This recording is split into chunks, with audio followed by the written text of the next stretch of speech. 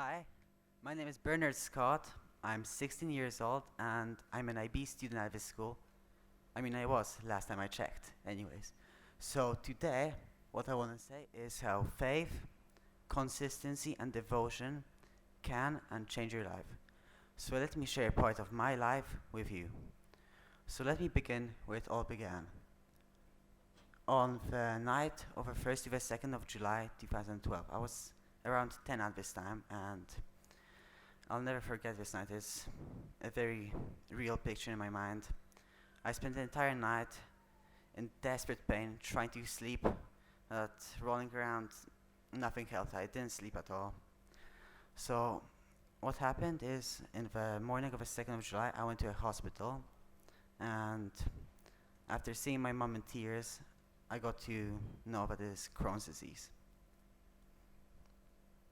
So what Crohn's is an autoimmunological disease that affects the entire digestive system, going from the mouth down, and to the end. So what the word autoimmunological actually means is that your own body attacks yourself. So for example, when you're sick, your body has antibodies that attack the sickness, and in this disease what happens is your body treats your own body as a disease, so that's not a good state to be in. And some of symptoms can be diarrhea, abdominal pain, weight loss, fever. I was anemic at the time, so that didn't help at all. And these things, you can imagine that's exactly the thing you want to have in the morning trip to school. And there are phases of exacerbations and remissions. What exacerbations, this difficult word here, means is attacks. So when the disease is harder and it shows itself more, and remission is when it backs down and you're able to live freely.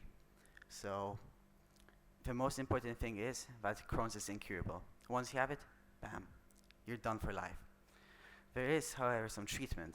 These include immunosuppressive drugs, including steroids, as well as anti-inflammatory drugs. What these do, they make your immune system they weaken it a bit, and therefore it doesn't attack yourself. But the bad thing is that then you're more prone to catching regular diseases. So 2012 to 2014 was a search for an optimal solution that unfortunately never came.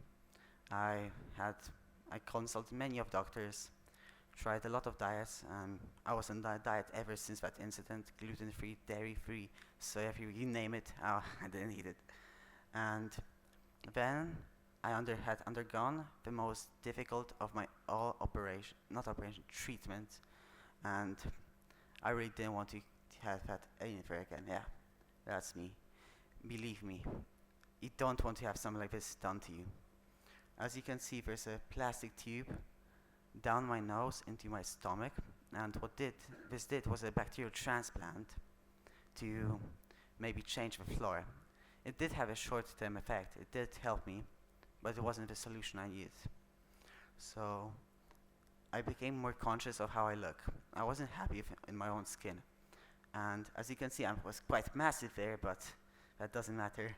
And you can see it wasn't a good place to be in, and I wasn't happy where I was. My confidence was very, very low, and being attacked with a disease, missing school, and being not confident about who you are, that's really a bad place to be.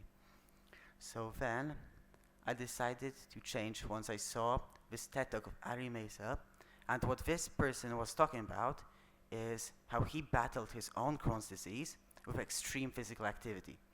It was incredible training what he did. And what he did was cause a remission of the Crohn's, and it never showed again. Also, I stumbled across this group called Bar Brothers. No, not like bars when you go and drink, bar like the pull-up bars. And these three individuals are the ones, I saw their YouTube video as well, and that was the moment I decided to change. That was the moment I believed there's some hope that I can aspire to, and that's where I knew I have to do. I knew it will be tough, I knew it will take hard work, consistency and devotion, but I was ready to do it because what Crohn's did to me was something that I wasn't willing to go ever again in my life through. So Here is my change after 1 year of training. This is me at 14 and 15 years old. It's a bit of a change, not that much, just 13 kilograms of muscle. And here I was already quite confident about myself. It was much better. I wasn't that sad. I wasn't like this little kid that was afraid of who he was.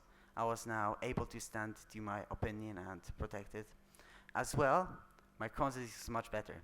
I didn't have too many exacerbations anymore, not more attacks. And then also there are some skills that I learned in my training. Here's my dream exercise called the muscle up.